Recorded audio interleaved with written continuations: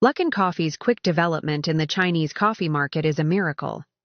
Today we will take a closer look at how it did it, from its business strategy. This picture generally shows its development path. Of course, it isn't always smooth. It went through a series of up and downs, including the well-known scandal in 2020. The fluctuating development can also be read from the stock prices for the past years, where you can notice clear fluctuations but an overall positive trend. Now, let's narrow down to its business strategy. First, it avoids direct competition with incumbent giant Starbucks. Luckin Coffee is featured with cheap coffee and small pickup stores. Starbucks is featured with more expensive coffee and large shop space, which caters for chatting or working. Starbucks defines its store as third space. One major component of cost for coffee industry is rent. Luckin intentionally compresses this cost to render cheap products. Consequently, Luckin and Starbucks have different targeted customers.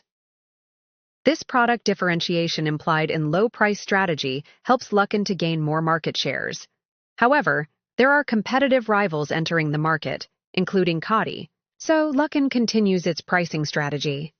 Second, Luckin is implementing mainly third-degree price discrimination. The ability of price discrimination mainly comes from data analysis of customers' online order information recorded by Luckin's app. Left is Luckin's offline menu, and right is online one. They vary greatly by prices. Hence, normally customers choose to purchase online. By this way, Luckin collects ample user data. Based on the user data, Luckin divides consumers into loyal ones and marginal ones by frequency of purchasing. Let's sum up about the business strategies we talked about. Are there any risks lying in its strategy? First of all, because of its previous rapid growth, Luckin may find it hard to control quality. The growth within a single store is declining, as shown in the graph.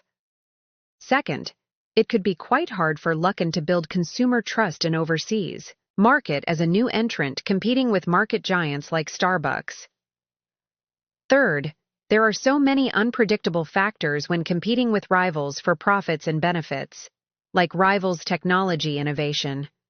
Fourth, it is quite hard to maintain consumer trust after dividing them into loyal ones and marginal ones for different prices. Based on the above analysis, we now come to the future strategy part.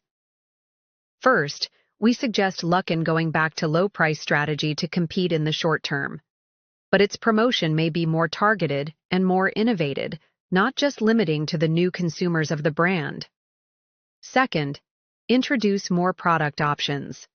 For example, it is a good try to combine the product with some traditional drinks of China or some popular options of the time.